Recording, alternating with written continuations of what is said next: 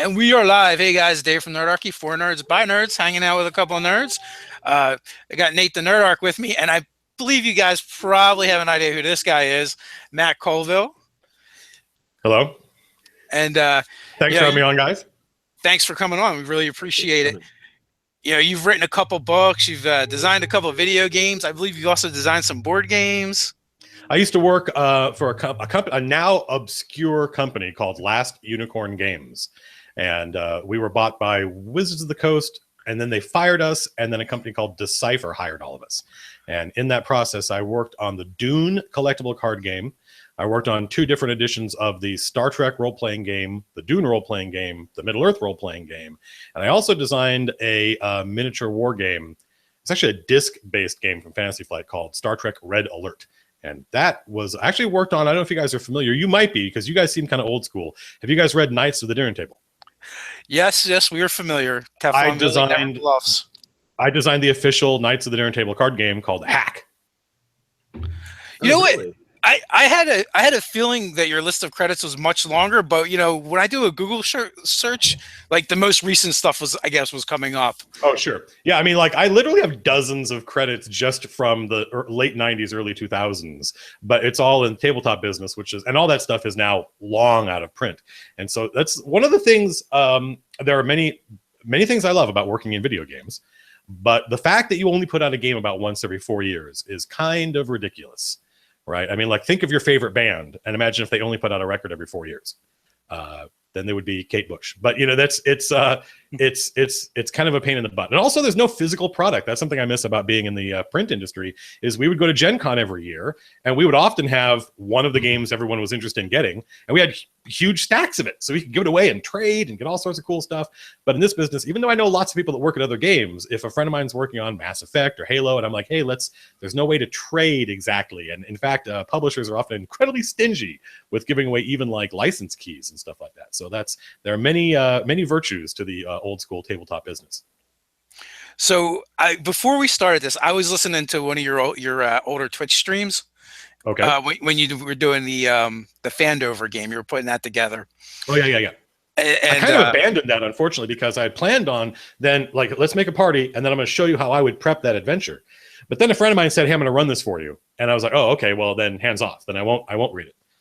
So we've watched, quite a few of your videos. Oh, thank you. And we're like, he must like speed it up or talk like that for the videos. But in that thing, you're like, no, I really do talk this way. I just talk fast. Well, I mean, I think that if we were like hanging out at Starbucks or something, I probably wouldn't be. I think there's a performative aspect to everything you see on camera, right? There is if you watch Hank or John Green, which I do, these are 2 guys that really inspired me to start a YouTube channel. They have a YouTube persona. And so I definitely have this in me, like this YouTube persona where I talk very quickly and I try to enunciate very clearly so that everybody can understand what I'm talking about. That is inside here somewhere normally. But if we were just hanging out and playing games, it wouldn't be like this. There'd be a lot more profanity too. Well, there's that too. So, we do delve into a little bit of profanity on Nerdarchy. I mean, I'm about as blue collar as you get. Fantastic. And the rest of the guys come from all different walks of life. There's 4 of us. Me and Nate usually do the live chats here. Nate is actually a full-time daddy, so that's why he's available during the day. Great, fantastic. That sounds like that's a much harder job than mine, I think. Wrangling kids. Yeah, every once in a while he gets swamped by goblins. So it could happen at any moment. They have opportunity attacks. They have threatening reach. I have assistants during this time, so. Nice. That's why I'm not getting climbed on right now. Well, our thanks go out to your assistants for wrangling the little goblins. So there's a rumor that last night you were supposed to have a climatic ending to your D&D game. Did not happen. The players completely thwarted me. And as a result, there's definitely now a very slim chance they'll survive the climactic battle. I don't know how in-depth you guys want me to get. I know there are a lot of people online who we streamed this campaign for, I think, 4 or 5 sessions. And so there are people who watch my channel who are familiar with the players and the characters. And then we gave up on streaming for a lot of reasons, not the least of which was that I just thought the quality of the video and the audio was incredibly poor. And so we're going to go back to that. I think I've spent a lot of money kind of solve those problems, but I had planned a huge big battle that essentially the climax of the campaign. There's going to be a denouement afterwards. There's going to be a battle in the Underdark, and then when they're done with that, they're going to go back to the world above, and they have to defend their castle that they've taken over. So there's two big battles, but really the one in the Underdark is the one against, an 11th level mind flayer wizard with the Hand of Vecna, and that's just one dude. And there's a 10th level priest. There's 2 mid-level priests. The Hand of Vecna, I gave it this property as a result of my historical knowledge of the Hand and Eye of Vecna, which is that they are based on the Hand of Rin and the Eye of Kul from the Quorum books by Michael Moorcock, which if you haven't read, you totally should. That the hand summons, right? The hand reaches into another dimension and pulls something out of it. And one of my friends, my player TJ, who plays Keck the dwarf, drew from the deck of many things, drew 3 times, and drew the enmity of a devil. So when he goes to fight this Mind Flayer, it's going to use the Hand of Vecna and reach into another dimension and pull a Bone Devil out. So not only will there be an 11th level Mind Flayer spellcaster with everything that implies, including like all the things the hand can do, there's also, and all these priests and some Darrow guards and a statue to Blipdul Poop that may come to life. Will probably come to life. If the Koatoa have anything to do with it, it's going to come to life. There's also going to be a Bone Devil. Right. And so the players are like, well, poop. And unbeknownst to, I don't know, there was normally 7 of them. And by far the most damage dealing character is my friend EJ's character, who plays Nicodemus, the Count of Rend. And he does a lot of damage and is, I think it's fair to say, impossible to kill. Like, he's a half orc. So once per day, he can just be like, no, I don't want to die. And whatever would have killed him, he just doesn't die. And he also has a ridiculously high IC, but he was banished in my world, in my campaign setting. The Underdark is another universe. It's another plane. And so that allows people down there to banish you back to your world. And he got banished back to the world above. And so he's literally spent the last 3 or 4 weeks just sitting around, not coming to our sessions, preparing for the siege of his castle. And he had an opportunity to, this is kind of a proto-campaign diary. He had an opportunity to go back down there and help his friends, but he was treating with an extra-dimensional being, and the extra-dimensional being asked him to do something. It gave him an impossible task in a kind of John Wick sense, and he said, "I don't think that's even possible, so I'm going to say no." And that really upset the rest of the players. They were like, "You betrayer! We need you down here." And so I thought, well, that's it. EJ's out of the battle. And last night, after they helped out these rock elves, which are something unique to a product called Night Below from Wizards of the Coast. No, actually from TSR, published in like 1996. Fantastic box set, great adventure, one of the best they've ever put out. And there are these elves down there that are stone elves. They're a unique breed of elf. And they've been hidden away, and the heroes helped them out and saved them. And so they've gotten all these rewards. And my friend Lars said, can these guys bring us Nicodemus? Can they bring us EJ's character? And I had not considered that. And as I sat there, I'm like, if that magic, because the head of this group, this is completely by the book, by the way, the leader of these elves is an 18th level spellcaster. So I said, if that magic exists, they can do it. But I don't know if that magic, apart from a wish, like they're not going to use a wish to alter reality to, I thought they might have, actually. They were like, if these guys have wish, can we have them wish the Mind Flayer dead? And that's when I said, well, these guys are pacifists. They're not going to use wish to annihilate somebody. But they might use wish to, but that was like, but the guy who casts wish doesn't really like you guys. He's kind of pissed that you've kind of upended his society. But they might, and then they said, oh, what about Gate? And I'm like, oh, of course, Gate. They use Gate on Critical Role. I completely forgot about it. And Gate is literally like, if you're on another plane, I say your name, and whether you like it or not, there's no saving throw. Now you're on this plane. Hello. And so they did that. They cast Gate. And EJ was just a few minutes away by car. And so we called him on the phone. And I thought, well, this is fantastic. Now they definitely have a chance of surviving because Nicodemus can do a ridiculous amount of damage. However, and there may or may not be a plan on the part of the sorcerers in the wizard in the parties to chop off the hand of Vecna while the Mind Flayer is still alive in battle and attach it to his own And they're going to need somebody like Nicodemus to do that kind of damage, and also hit, because they're going to have to hit. I decided in the AC +4 to the Mind Flayer's normal AC, and then do 15 points of damage in one attack, which is basically the way like a Kraken head works. There aren't really like D&D and to hit table and hit location charts do not mix. But I wanted to come up with something. So they now have this potential, but midway through the phone call with him, I was like, holy crap, he also has a cadre of, I guess, like 5 7th to 9th level blue dragon knights, like dragonborn paladins in his service. And they're going to want to come with him. Like, they're his bonded servants. They've pledged an oath to him. And I don't have their stats or anything. So, so I said, listen, I think we should stop so I can go get them ready, and we can figure out how you guys are also going to run your characters plus these 5 dragon knights. So that's going to happen next week. So next week will be, I think, the big climactic battle. That was a long story. I apologize. No, that's okay. Wow. I'm just thinking, what a dick as a DM. That is what are you talking about? A mind flayer? Look, I wasn't my. That's just the Mind Flayer. What can be done? The Mind Flayer is the Mind Flayer. They've known about it for a long time.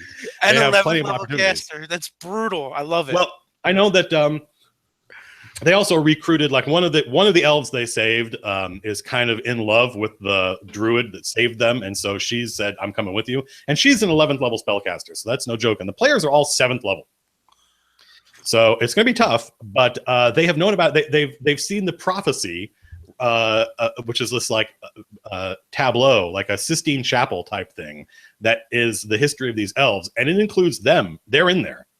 And it shows the Mind Flayer using the hand of Vecna to cast Finger of Death. And and the prophecy says that one of them will die. And that was my way, by the way, if you're watching this and you want to know, like, holy crap, that was my way of letting them know this thing can kill you just by pointing at you. so they need to prepare for that, right? They need to have wards and stuff like that. They need to, this is, if not, in my experience, you can throw ridiculously powerful things at your players if they have good intel, right? If they know what's coming, they can plan for it. And it also kind of, the downside of that is if it fails and your calibration is off and it really was too hard, that's when players get really frustrated because they feel like, what could we have done?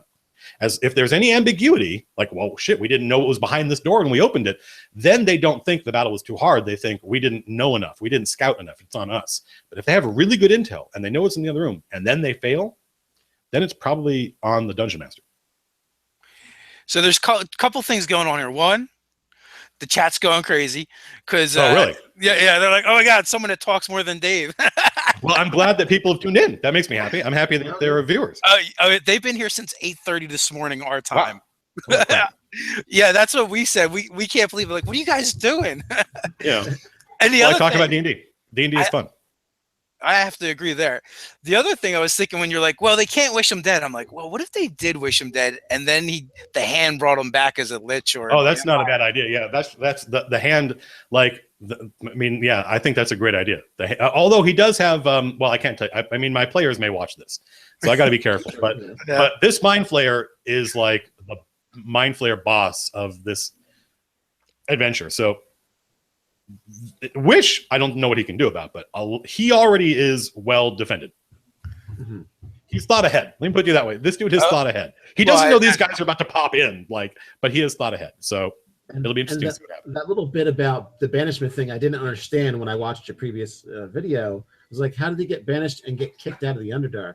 And since you're saying that's an actual different realm, it's a different realm. Nice. I think I made the Underdark a different realm for a couple of reasons. One of which was it made sense in my cosmology, but also because it just seems like another realm, doesn't it? If you go to the desert or the mountains or these are relatable Earth-like places, but the Underdark isn't just a big cave; it's a completely other set of rules, right? Like things work different down there. So I thought, this should be another plane. So in my world, it is. Well, I mean, it's definitely a fun twist on it too. Yeah, and it's Shadowfell or something like that. Yeah, exactly. 100%. It's exactly like that. And the funny thing is, many of my players have never played D&D before, and so they just think that's how the Underdark works. That's a great. That's great. That's the great thing about running for new players is that none of them, they often have no idea where the boundary between official rules and official setting and the nonsense that I make up at the spur of the moment is. That's a good place to be. It is. So yeah. I'm going to jump into some questions for you from. Okay, sure. First, I want to start with the Patrons. I throw up a post on there, and I'm like, "Hey, if you guys have anything you want to ask Matt, now's the time to do it." So we got James. He wants to know, what patron do I have to sell my soul to in order to get an internship at Turtle Rock Studios as Matt's personal manservant? Happily, I don't know, happily or unhappily, we don't really have internship programs. I think those are kind of scammy. Come and work for us and we won't pay you. So we're a really small company and we tend to hire a lot of multidisciplinarians. But if you want to get a gig, I can tell you, go to school, learn programming, number one. Number two, probably learn animation. These are two areas that we always need more and better coders and animators. And the good news is, unlike writing, which is basically like, it's just rolling the dice, and that chart that you roll on, you got to roll a 00 to become a writer in the business. Unlike that, getting into video games is if you just want to work there, go to college, get a degree, you will get a job. That's true for animators, that's true for programmers, not so much for artists, because we live in a world where there are many schools that pump out lots and lots of illustrators and concept artists, and so the demand is much lower than the supply. But if you just want to work in video games, go get a degree as a coder or an animator. There's just certain things, they're a dime a dozen, and you don't go for a field that's not that, and your chances are much better. I'll tell you that not all, because I haven't asked all of them, but all the artists that I know and worked with that have talked about this all say the same thing, and that is, school is no good. All that matters is your portfolio. No one's going to hire you based on your GPA. No one's going to hire you based on your degree. They might look at your portfolio if you went to a prestigious art school. That might help you get a look. But then all that matters is what's on your ArtStation, what's on your website, and which is fantastic. Like, if you want to be a programmer, you need to be able to walk the walk and talk the talk. You're going to have to come in the office and you're going to have to take some tests, and we're going to see whether or not you know what you're talking about. But an artist is great because you can just go on their website and look, and it can be 1 a.m. and they're asleep, and you already know whether or not you want to hire them just based on their art. They're either amazing or they're not. Exactly. Either the portfolio is everything.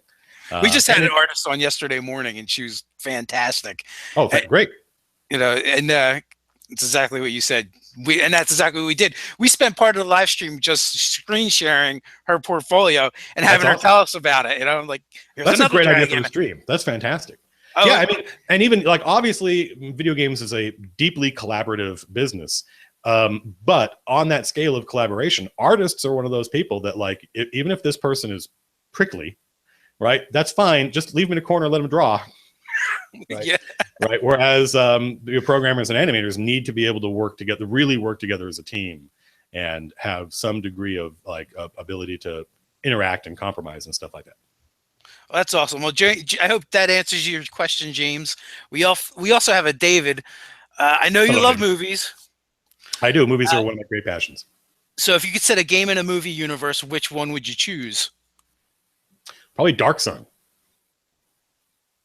Yes. Right? Just because Dark Sun is so I think it's this great intersection between it's still relatable, right? It just looks like an alien planet. It looks like John Carter of Mars, but it's also fantasy. It's also D&D. Visually, I think a movie art directed by Brahm, would just look amazing. And so, and it's a great kind of twist on classic fantasy. Basically, the new Mad Max is basically that. Yeah. I feel like, but I think he wanted to know the other way around. What movie universe would you play in? What movie universe would I play? Yeah. In? What movie universe would I play? Would you run your game in? Yeah. That is a good question. It would probably be something like the 13th Warrior.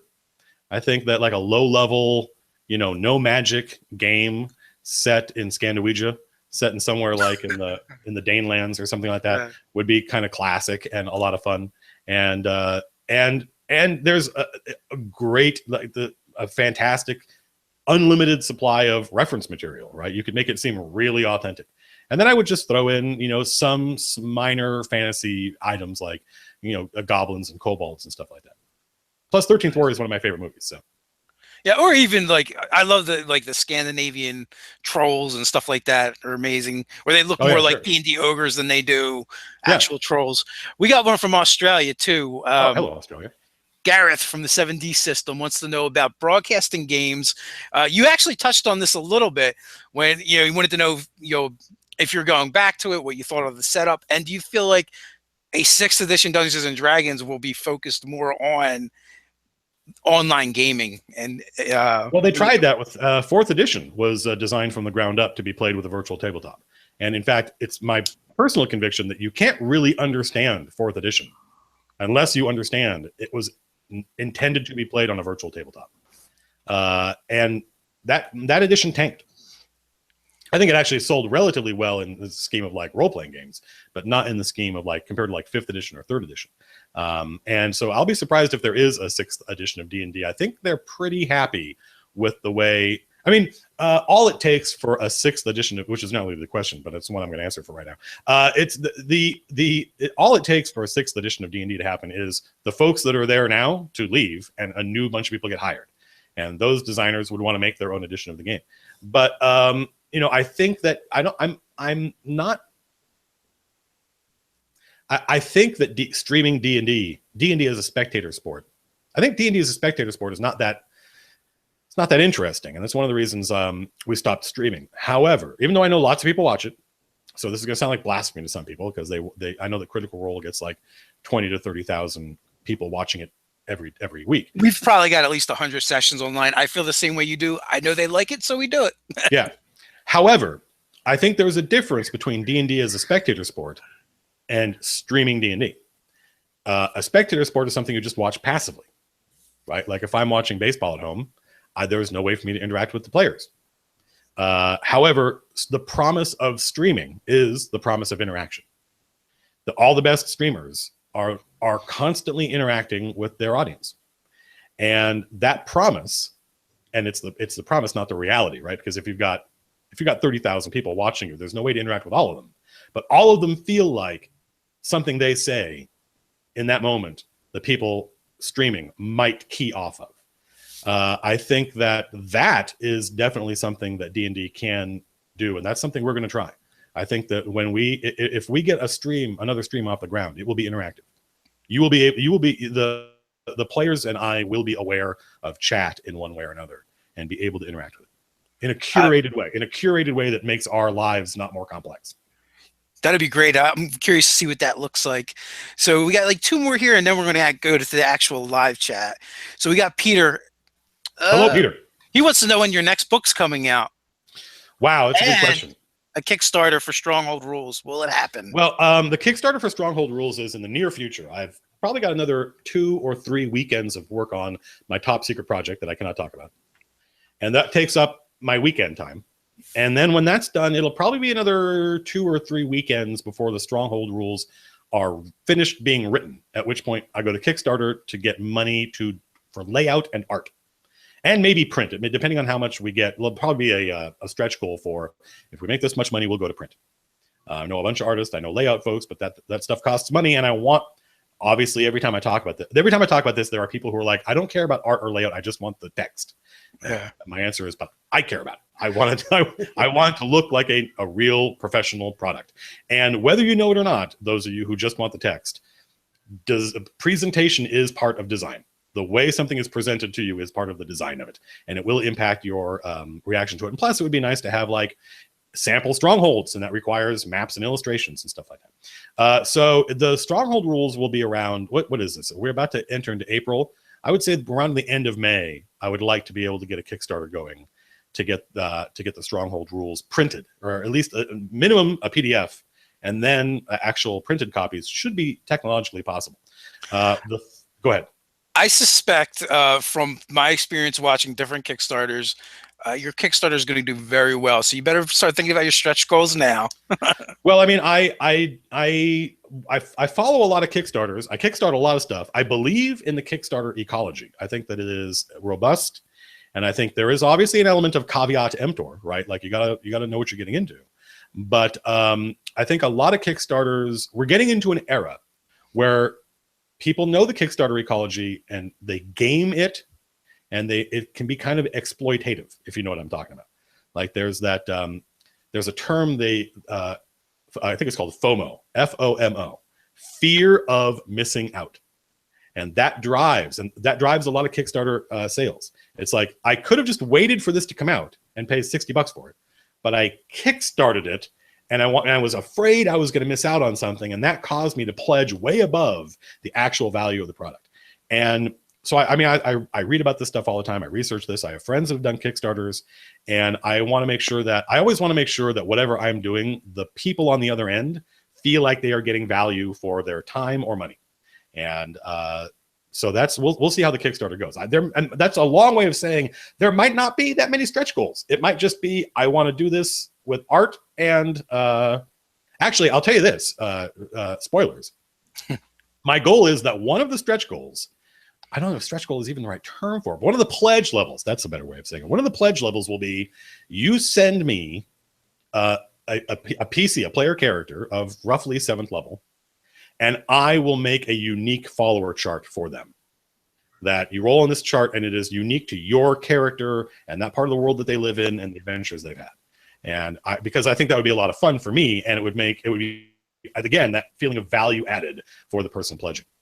Some people just like to take part, though, and say they were a part of this thing. Yeah. I think there's an element of that, too, in there. Completely agree. You know, plus it's a way to support people. It's a way. A lot of the Kickstarters I pledge, I'm well aware this is going to fund. And if you know something's going to fund, you need to Kickstart it, right? Because it'll be available later. You can buy it online or in a store. But a lot of the Kickstarters I pledge to, if not maybe all of them, are just my way of saying I support this kind of product. I want to see more things like this. I don't just want this product to come out. I know it's going to come out. I want it to be successful, and I want the people making it to know that we out here support them. And also, I am deeply, deeply opposed philosophically to gatekeepers. I don't like having people between me and the audience. I don't want a distributor to have to believe in the product and go, well, we don't know if anybody's going to buy this. I don't believe in movie studios. I don't believe in music labels. I want a direct conduit between the artist and the creator. And that's one of the reasons I love Kickstarter and believe in it. And I pledge stuff on Kickstarter all the time. Awesome. I like hearing your take on it, definitely. And I'm sure everyone watching does as well. So one more here, and then we can hit the live chat. Joshua, what's your favorite characters you've played in a campaign before? Also, what's your favorite single moment or event that happened in a campaign? Oh, that one sounds like it might be a tough one. Well, I have to kind of. I've been playing the game since 1985, so I have to sort of arbitrarily pick time. It isn't really a best or greatest, but probably my favorite character. The first thing that comes to mind is Saket the Atlantean, who was a character I played in my friend Jim's Albion game. Jim Murphy, I did an interview with him. He's one of the GMs. He started in 1974, 75 when D&D first came out. And he went for my friends and I in 2000, the year 2000, when D&D 3 first came out. He ran a game set in Mythic England based on a war game published in SPI's magazine, sci-fi magazine, Ares. So you can go. I'm not going to explain those things because you can go look them up and you'll go, oh, I get it. So Albion is Mythic England. It's prehistorical and there's fairies and Fomorians and stuff like that. And because it was set in the real world, I said, could I like be from Gaul or can I be? He goes, yeah, you can be from wherever you want. And I thought it would be cool. I just invented this idea that Atlantis was real in this world and it had just sunk beneath the waves and that it was an Egyptian outpost. And that these were kind of like high fantasy Egyptians. And I'm making all this nonsense up. And so my character is a paladin, basically an Egyptian paladin who washes up on the shores of Albion.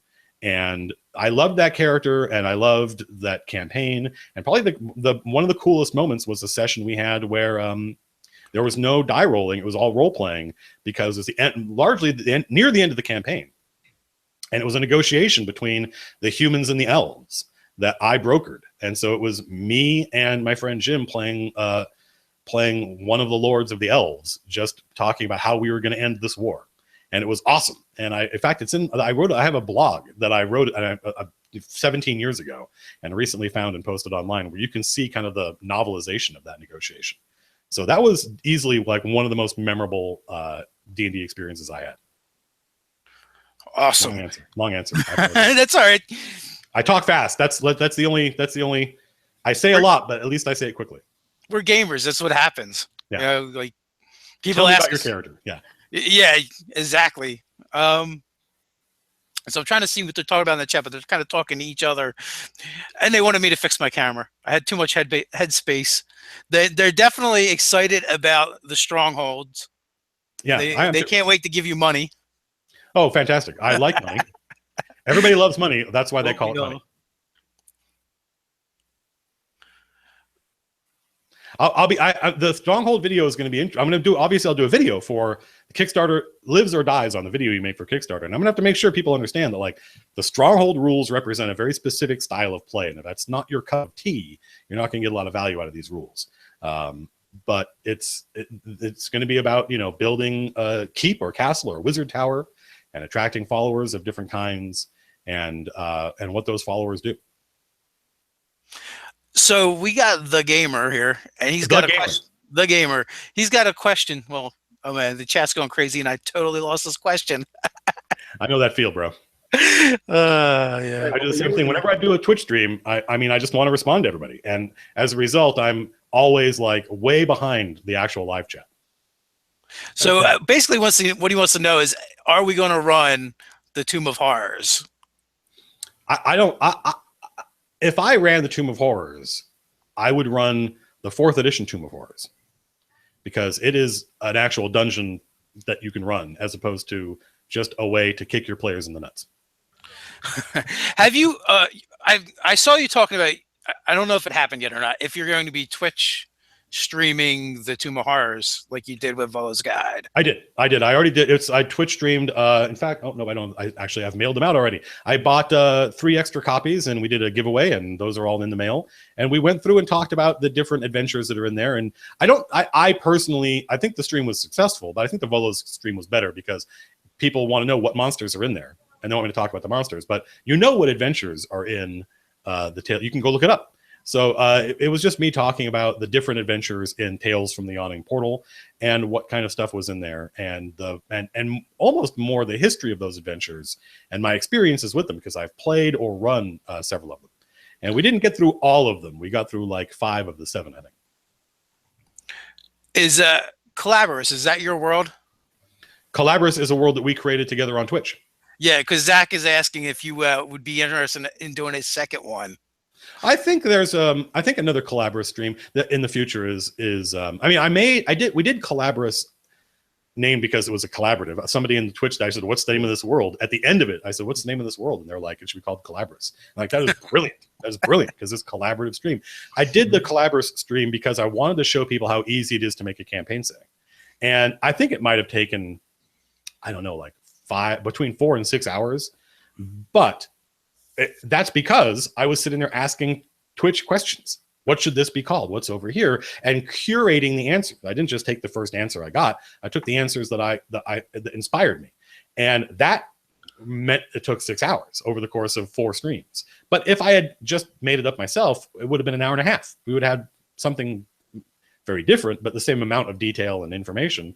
And you would have had a setting, a quote unquote, a setting, a world that you could do, you could make yourself in a Saturday afternoon. So that was the purpose of the Collaborative stream. It was purely just to show people you can do this. Unfortunately, or fortunately maybe, it took off. People loved Collaborative and loved the ideas that we came up with.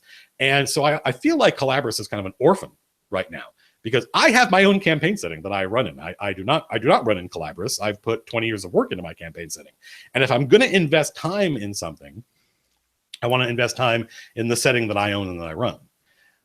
I was hoping, and I think people have done this, that they would all take Collaborative and make it theirs and add to it themselves. And that has happened. Lots of people run Collaborative. So we might do another Collaborative stream where we talk about, here's what's in this other part of the world. But it's not going to be, I don't know if Collaborative is ever going to be a product. I think it's always just going to be this thing we did together. And if you were there when we did it, it's amazing and you love it. But otherwise, I don't necessarily think it's something that something that could compete with like the Forgotten Realms or Dragonlance or something like that. It's a fun exercise to do. We all love, bashing things together and building. Yeah. When you first said that, I'm like, oh my God, he streamed for 6 hours. Well, it wasn't all at once. It wasn't all at once. It was an hour and a half. We got to that point later, but yeah. Yeah. No, I mean, it's I'm unfortunately, like, people who stream, like professional streamers who play video games, they'll stream for 8 or 12 hours. And that's, to me, that would require a level of commitment I cannot muster. Sounds like a job. Eek. Well, I think like I don't think I could. I just don't think I could stay sitting down that long. Like my body would start to fall apart. That it would be brutal. Yeah. Let's see. We got one from Andrew. How do you keep your hair so perfect? The hair does what it does. The hair does. There's a great one of my all-time favorite TV shows is a British comedy show called The Mighty Boosh. And one of the characters in it is kind of a fashionista, always dresses well, has great hair. And there's often conversations about his hair or him helping other people with their hair. And he has this litany of products, many of which I think are made up, but I could be wrong. They could be real things for all I know. And so when people online ask me, what do I use for my hair? I literally quote The Mighty Boosh and I list this. Oh, I just use some hydrating wax and a root booster. And I just have this list that and I'm like, just like anybody else. But that's all nonsense. That's all from The Mighty Boosh. All I do is I wash it and then I brush it. And then occasionally, like today, I'll put some hairspray in it. What is your Twitch handle? Because people want to know how to find you. I'm Matt Colville on Twitch. It's very difficult. I'm Matt Colville everywhere. Although I think on YouTube, I'm M Colville. So someone has failed their perception check to find you on Twitch. Yeah, no, just Matt Colville, and I think if you just search for me on Google, Twitch is one of the things that comes up. Doug, I'm not going to ask him if he's ever drinking Baileys from a show. That's ridiculous. I have not. Although that's a good question.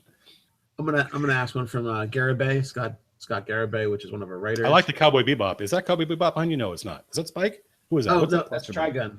Oh, Trigun. Okay, that's close. I think it's a similar style art. That was close. Yeah. A lot of people comment on that. Got it from a yard sale in Colorado. Oh wow, fantastic! People in Colorado yard sales have good taste. Yeah. So Scott Garibay asked Matt, who do you think is Gary Gygax's current spiritual successor? Thanks, Scott. You always ask the crazy ones. I don't know. That's a good question. I think it would. That is a good question. I don't know. You don't have to answer now if you want to think about it for a while. I mean, it depends on who you think Gary was. Like, I would almost say somebody like Jonathan Blow or something like that, because Gary Gygax, like before that dude invented he didn't invent role play. That's a guy named Dave Wesley. But before he invented Dungeons and Dragons, he almost single-handedly invented medieval wargaming, which is not something I think most people know. Like, if you were a wargamer in the 50s or 60s, you either played Napoleonic forward, like you might do the Civil War, right? You might do World War I, World War II, sure. Mm-hmm. Or you did what was called Ancients. You did Bronze Age stuff. You did the Battle of Cannae, right? You did Alexander. And people just didn't think anything interesting battle-wise happened in the Middle Ages. And Gygax, his output was so prolific, there were entire wargaming magazines where in a given issue, he might have written every article. And he was just promoting and from whole cloth, like inventing the idea of medieval wargaming. And then to go on and create Dungeons and Dragons is like, there's a phrase in French, d'ingres violin, which is the idea of having two completely different disciplines that you're a master of. So that's kind of crazy. So I probably wouldn't look to like role-playing games or dungeon masters. I would look to game designers, and I would be like, who out there is just whole cloth inventing whole new things? And so that, to me, that's somebody like Jonathan Blow. That guy's a genius. That's not the answer anyone would have expected. That's great, because you know what, that is something I did not know. And I'm sure there's a lot of other people that didn't know that as well. So, I recommend going and getting a book called by John Peterson called Playing at the World, which is basically the history of Dungeons and Dragons. It's a scholarly work. It is not a fun book to read. It's like you're reading somebody's research paper, basically. Right. You're reading somebody's doctoral thesis. But it is a incredibly well-researched history of role-playing games and Dungeons and Dragons and Gary. Our fans ask some of the weirdest things, but this isn't one of them. Kurt wants to know, how do you feel? How do you see the RPG hobby developing in the next few years? How do we reach more people and grow the community? Well, look, if you're watching this, you are very lucky. You are alive and engaged at the beginning of something extraordinary. And maybe it's because they're my friends. That almost certainly has some element in my attitude, but Critical Role has changed the world of role playing because it's done two things. One, it's put the game online. They didn't invent that, but they invented doing it with incredibly and professionally charismatic people, right? These are literally professionally charismatic people. And they're also 100% nerds, being 100% authentic. They love the game. They were nerds well before Critical Role started. When I was coming up, when you guys were coming up, if you wanted to figure out how to play a game, fuck you. Read the book. Good luck. Get your buddies. That's it. Yep. And you were going to do it wrong for a long time. Yeah. And then slowly somebody was going to go, oh my God, I just realized we've been playing this rule wrong all this time. Right. Or you would like, I fundamentally don't believe that Dungeons and Dragons is something you can learn by buying the book and reading it. You can sort of kind of get there, but you're going to screw up a lot of stuff. You're going to make a lot of mistakes. It's going to be terrible. You learn it from the network. You learn it from other players. You learn it from your older brother. You learn it from people at school. But you have a very, very small sample size. Now people can learn what it is and why it's fun just by spending half an hour on YouTube. And that experience is transformative. It is, I think, going to radically change, and I think already has radically changed the business. So we may see, an addition. This gets back to that 6th edition question. We may see an addition of Dungeons and Dragons, or maybe a supplement for 5th edition would be better, that changes the way combat encounters are structured to make them punchier and faster on purpose, so that a stream is more dramatic and more engaging, if that makes sense. That's funny you should mention that. One of the guy that asked the Gary Gygax questions, Scott, he'd been toying with making an RPG based on 45-minute game sessions. Yeah. They're basically like going to the movies instead of what we're used to. And whole concept of fast. I'll tell you, I think probably a supplement would be all it takes, because I think I'm going to see him Monday, and we're probably going to talk about this. But like Matt Mercer, I think I don't watch a lot of Critical Role. I watch about a half an hour of it a week, which to me is a lot. That's like half my television watching in a week is half an hour of Critical Role. But that's only a fraction of all the Critical Role there is, which is ridiculous. So I don't really have a good sense of this, but I don't think Matt runs D&D like the way the rest of us do, where, oh, here's this dungeon and there's 30 rooms and it's going to take you guys 4 weeks to get through it. Because I think that would be really tedious for the viewers. If there's a dungeon, he'll run an encounter which is getting in the dungeon, and then another encounter which is like getting past the guardians, and then a third encounter which is the battle at the end. Right? And that's a lot more interesting to watch. And me, even if I'm wrong, and that's not what he does, and he does run 30-room adventures, which I don't think he does, that's what I'm going to try and do with my next stream. I'm going to try and make it so that it is fun for me, fun for the players, but also watchable. And that's going to be a divergence, because I love dungeon crawls, love them. And so taking something like a big epic dungeon and boiling it down into a couple of set-piece encounters is going to be an interesting challenge. But that gets you, I think, about halfway to an optimized version of the game for streaming. The other half would be mechanical and have to do with rules and stuff like that. But unfortunately, and this is, I suspect a lot of people aren't going to like me saying this, or they'll just disagree. Like, I don't have a lot of patience for games that aren't D&D, just because the audience for role-playing outside of D&D is so small. It is so microscopic that I tend to feel like if you're not doing it in the sandbox of Dungeons and Dragons, you're doing it for a very, very small audience.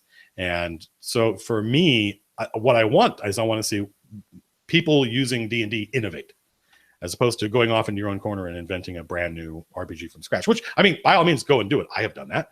But as far as a commercially viable product that is going to affect the industry, I would say try to do that inside the sandbox of D&D. So actually, like kind of like a follow-up question to what you just said. So do you play any other games? Now I understand Not anymore. I mean, not go ahead.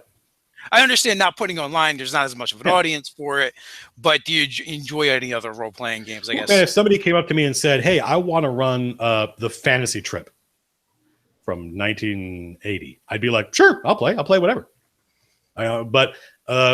But kind of like I think we're really lucky because I think 5th edition is an incredibly well-designed game. I actually don't think there is a poorly designed version of Dungeons and Dragons, except maybe like the versions that weren't designed at all. They were just cobbled together from different rule sets. But we're lucky because those are good games. Like if you're a fan of miniature wargaming, you're kind of screwed because there are similar industries in that there's this one game that dominates both. So if you like that game, good, because you're going to be able to find people to play with. But if you're like, Warhammer is just a really badly designed game and always has been, and those guys don't care. So if you're like, this game sucks, the rules are terrible, but it's the only game in town. The good news is D&D is kind of similar. If I want to play a game, I'm probably going to play D&D because that's what everyone runs. That's what everybody plays. I had dinner the other night with one of the guys from Blizzard, super cool guy, and he wants to run a game, and I'm like, I'm in, but it's going to be D&D. I really like Monty Cook's Numenera. I bought it. I kickstarted it. I really want to play it. I'd like to run it, but it's finding time away from the existing ecology that I belong to. Everybody wants to play D&D. So when I was younger, I played lots of different RPGs. Games people watching probably haven't ever heard of. I played like games like Blue Planet. And I loved, Traveler is not an obscure game, but I loved Traveler. And I played Call of Cthulhu. Everybody played Call of Cthulhu. I played a ton. I played a lot of Champions. I played Shadowrun back in the day. I played, in fact, I was watching one of your streams, and somebody had in the background a copy of Warhammer Fantasy Battles, which I played the original edition of. I even played the new quote unquote Fantasy Flight version. And there were things about it I really liked. I thought the dice mechanic was really inventive and fun. So, I mean, I like all kinds of games. I like playing all kinds of games. But in this day and age, especially if I'm going to run something, running D&D usually means running in my setting, which I own, and time I spend developing it is time I'm investing in myself. And as somebody who can monetize his time, which is, I'm incredibly lucky I get to do that. That to me it's kind of like the reason I don't watch a lot of TV, because I feel like I could be working right now. It makes a lot of sense. We actually use Nerdarchy as a way to, like, we focus on 5th edition Dungeons and Dragons pretty much because we really enjoy it. We think we're really lucky it's such a good game, right? Yeah, oh yeah, we feel like this is the best version. They took all the best parts from all the editions and kind of like put them in one spot. But we also like to use it as a way to show that audience that, oh, there is some other games, because we just know a certain amount of people will kind of follow us wherever we go at this point. It's the beards. While I say, the beardies, of which I am one, everything I said, I believe, obviously. But when people, especially on Twitter, say, my players just really don't like combat, they like the role-playing stuff, but is there something I can do? I don't tell them, well, here's how to fix combat in D&D 5. I tell them, go play a different game. Go play. There's lots of different RPGs. It's not just D&D. And a lot of them are really well designed and fun. So if the problem you're having is, I don't like one of these core conceits of Dungeons and Dragons, which is that you're going to spend about half your time rolling dice and killing orcs. If you don't like that, there's lots of other games. And there are folks out there. I was on a show called the GM Roundtable on Alpha. And one of the themes we were talking about was like science fiction gaming. There are a lot of people out there that just don't like fantasy. That's just not their cup of tea. Does that mean they don't get to play RPGs? By no means. There are lots of great science fiction RPGs out there. In fact, there's a new one I'm kind of vaguely interested in, Starfinder. I'm probably gonna check out and buy and look at. Although the more I hear about it, the more I go, not right. I want like modern Traveler, not modern Spelljammer. Yeah. We actually have James coming on at some point in the future. Oh, really? Cool. I've got him scheduled to check that. I love the art. I will watch that. Oh yeah, the art's great. Art is A+. I definitely want to check it out, but I'm seeing the Pathfinder rule system, and as I get older, I'm just like, more rules light, the better. It's just. I would certainly play D&D 3, 3.5, Pathfinder. To me, those are that's a one bucket. I would certainly play that again, and it's one of the editions that I spent the most time in. I probably spent 8 years running that game and playing that game a lot, more than once a week typically. But I don't think I could run it again. It's just too much. It's too dead. There's too many rules. Too many notes, Herr Mozart. Too many notes. Yeah, we had someone on the other day, and they basically put it the best way. What do I want to run? 5e. What do I want to play? Pathfinder. So it kind of like sums it up. I think that there are lots of great crunchy character options in 5th edition.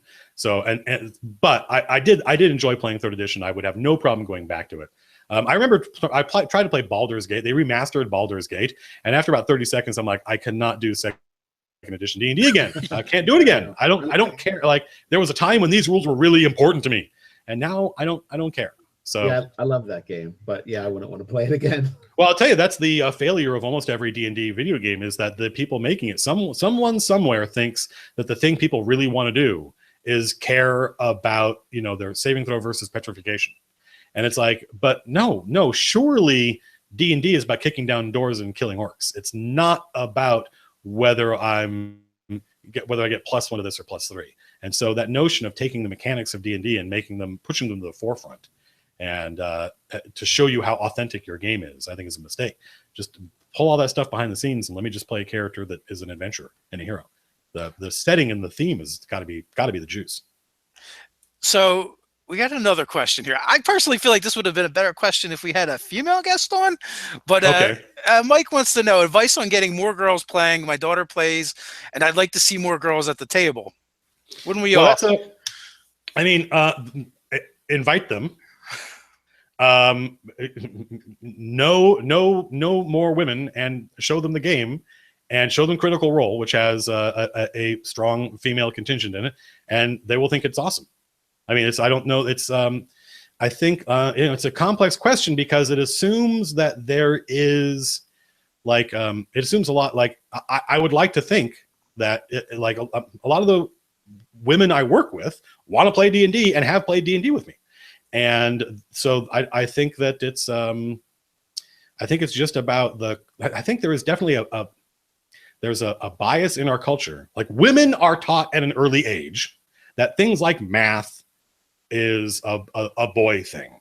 That is not a problem that we can solve in the context of playing D&D, but it is a reality, and it's nonsense. In fact, every study has shown that if you, for instance, raise boys and girls and put them in environments where they're encouraged to play chess with no baggage associated with it, they do equally well, and it seems as though the girls might even do a little bit better. So certainly there's nothing stopping the girls or the boys from enjoying the game, but there may be some cultural biases where girls are growing up thinking that that's kind of a boy thing. But it's not. And all you got to do is show them people playing it and having fun, show them Critical Role. And if they don't think that looks like fun, I want to do it, maybe D&D's not for them. Play something else. Play Talisman or Settlers of Catan. It's not for everybody. So Shameless plug here. Wednesday night, 7 p.m. Eastern time, we run the Scarlet Sisterhood. It's all female players with me running. That sounds great. I mean, I think like that. So my number one answer is, if you want more female people. If you want more women to play, ask them to play. They will probably say yes. And then just treat them with respect the way you would anybody else, and they will probably have a good time. So it's a lot of fun for me. It's running a little bit different kind of the game. I run the game exactly how I've always run the game. They play it a little bit different, and sometimes I fear for the virtue of my NPCs, but it's a blast. Well, I have noticed, again, getting back to that cultural, deep like built-in, now we're getting into politics, that kind of built-in patriarchy and misogyny in our culture teaches women bad lessons. And when they are free of those expectations for the first time, and they get to play D&D for the first time, they don't want to play the princess who's going to be saved. They want to play the bloodthirsty barbarian, right? They're like, I want to kill things. And I'm like, by all means. Like, that is what this game is about. So it's always fun to see people who haven't gotten to engage in the fantasy for whatever reason, and have been told to behave a certain way, or that certain things are manly or feminine. And when they get to the table and all bets are off and they can do what they want, you get to see them have a lot of fun. It's it's escapism, but as Christopher Tolkien said about his father's work, like, people think escapism is bad because they think of like a parent escaping the burden of responsibility, and that's bad. But escapism is also the escapism of the prisoner, right? We are that person is a hero. The prisoner who escapes an unjust jail is a hero, and that we have that opportunity to say, look, this is a game where you can put all the bullshit of your life and all the bullshit expectations that society has layered onto you aside, and just have fun and knock down the door and kill some orcs. That was a lot of talking. No, I'm listening to you and the chat at the same time. Sorry if I get a little distracted here. Also, another thing is, if you accept all those cultural biases, you end up in a world where girls are expected to be more creative and guys are supposed to be more analytical, which I think we understand now is bullshit. But those expectations are there. And the good news is, if you buy into those, Dungeons and Dragons is a hobby that has both of these in equal measure. Like, you can spend your entire weekend just painting miniatures or crafting terrain or drawing characters or maps or cartography and being creative in a literally artistic sense, meaning paints and brushes or whatever you're into. D&D needs it. So bring it to the table and you will make your game better. So you get tons of compliments on your voice and just being here. People are super psyched. I have hero hair and hero voice, and the rest of me is sidekick. Yeah. The rest of me is comedic sidekick. It's like my hair and my voice get invited everywhere. The rest of me, they're like, yeah, exactly, yeah. Well, we are rapidly approaching the point at which I'm going to have to go to work. So, yes, like one or two more questions, and I think we're good. All right, guys, you got anything else? We actually didn't even do our normal roll call that we normally do. Oh, I'm sorry. That's okay. I think they'd much rather hear you talk and what's going on in your world and how to plug in. Somebody asked when the next book was coming out. I have no idea, because the YouTube channel has kind of eaten up all the time I used to spend writing novels. So we'll see. Something's going to have to give. So here's a direct question. Someone had mentioned it before, and I didn't quite get the context. So Lucas, question: hey Matt, how's the Adventure Lookup project coming along? You know what? It's moving along. So I started. When I got to like, I don't know what it was, 30,000 videos. I was like, let's do something with this newly found network. And I proposed. I basically wrote a design doc, which I then made a video for a website called Adventure Lookup, because it's something I have wanted for a long time. I want to just be able to put some criteria in, and the criteria should be things like, I want a wizard's tower that around 3rd level. And that's actually, there isn't that. That doesn't exist. People say, well, go to the DM's Guild, and but the DM's Guild doesn't know those things. It knows low level adventure, but if I search for wizard's tower, unless it's in the name of the product, then I may not get a good answer. It's like, this is a really cool magic item. Are there any adventures that feature it? Right? That's a good question. Oh, I want an adventure where you fight beholders. Well, once again, if beholders aren't kind of in the title of the adventure, you're going to get a poor result from Adventure Lookup, from DM's Guild. So I want something that tells me I want to fight hobgoblins.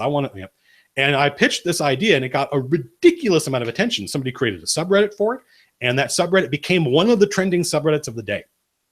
And I was like, well, surely this is going to happen. But I was not. I put this out there hoping that the community would collectively create something. But I said this in the video, I can't make this or manage this project. I've got a job and all sorts of hobbies that are kind of becoming jobs. So it has to happen on its own without me. And that proved optimistic. So for a long time, my friends who were watching it and who are like my friends at Turtle Rock, who build databases for a living, but don't have time to help, they were kind of watching this and they're like, these guys are kind of gone insane. They're kind of like using this project as an opportunity to use some like brand new database technology that everyone seems to be kind of crazy in love with, but is complicated and not everyone agrees with. And as a result, I think the project kind of ground to a halt. So even though we had like thousands more people volunteering than we needed, nothing happened for months, until only just recently, where people were like, well, hell, I can just make something. And somebody put something up on my subreddit and it got a lot of juice. And now I'm seeing updates in the GitHub. So I believe there's a prototype somebody put together and I gave a bunch of feedback. And this was just like last week. So I think if you just go to my subreddit /r Matt Colville /r/Matt Colville on Reddit and look for Adventure Lookup, you'll find something. and you can check out and go to the prototype. And I haven't looked at it in the past couple of days, but there might be more adventures in it. And I get put in bugs, but it looks and is behaving basically the way I want it to. So I think it's coming. It sounds like a titanic project. I mean, it's a really simple database, actually. It would take somebody, I think, a weekend if they were an experienced database programmer to come up with a prototype. And then the only issue is getting the data. Right? That's the part that I'm talking about. The data is something where it may never end. But I don't know how many people, if you just started playing D&D with 5th edition, you may not be aware that there are literally thousands of official, not counting homebrew stuff, official Dungeons and Dragons adventures. They used to have a magazine called Dungeon Magazine that published like 5 adventures every month. Yeah. Or I think it was bi-monthly, every other month. And that ran for like 20 years. And that's apart from all of the other official adventures. And then when you throw in stuff like all the Paizo stuff, including Pathfinder, all the Kingdoms of Calamar stuff, because remember, that's all built on the OGL. So if you have a Kingdoms of Calamar adventure, it's going to be pretty easy to use in almost any D&D game. That stuff, it gets to be, the answer is out there.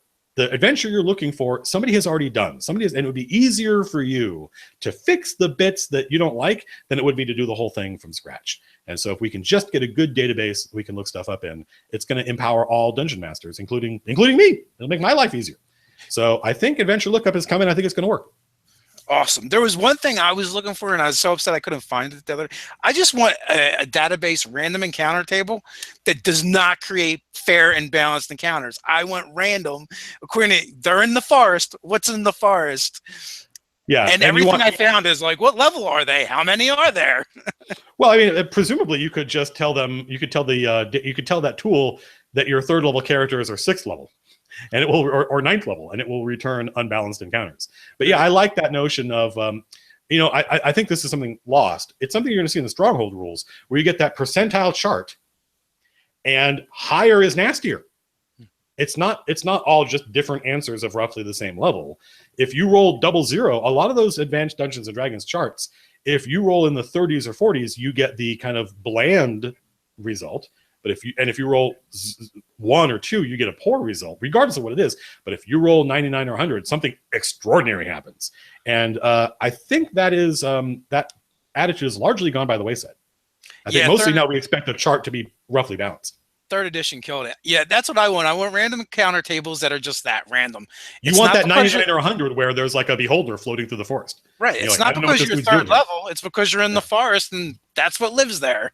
Yeah, well, I mean, I think I did an episode on random encounters, and it's my personal conviction that random encounters should be tougher than whatever it is you normally fight, because you want to discourage the players from dicking around, right? You want to discourage them from just hanging out in the dungeon and doing one fight and then spending the night. So you're like, well, an iron golem attacks you. Right. And it was just walking through the dungeon, and they go, you know what, whatever we have to do to not roll on that table, we will do it. Right. You want the players to be afraid of the random encounter table, and that will encourage them to continue adventuring, and it will encourage them to take risks, and it will also encourage them to not break the game by the one encounter adventuring day, which is kind of the bane of Dungeons and Dragons.